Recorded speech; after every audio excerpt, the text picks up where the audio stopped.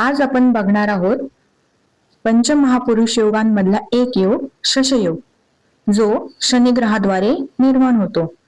हा योग शुभ मानला जातो.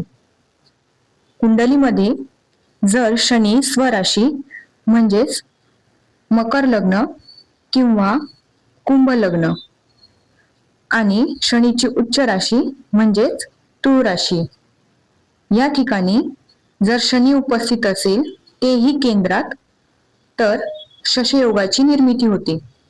अशी व्यक्ती शिस्त असणारी आणि जबाबदार घेणारी असते.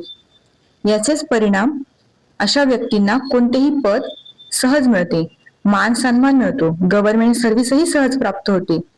आयुष्यामध्ये जास्त कष्ट नसून अशी व्यक्ती दीर्घायुषी असते.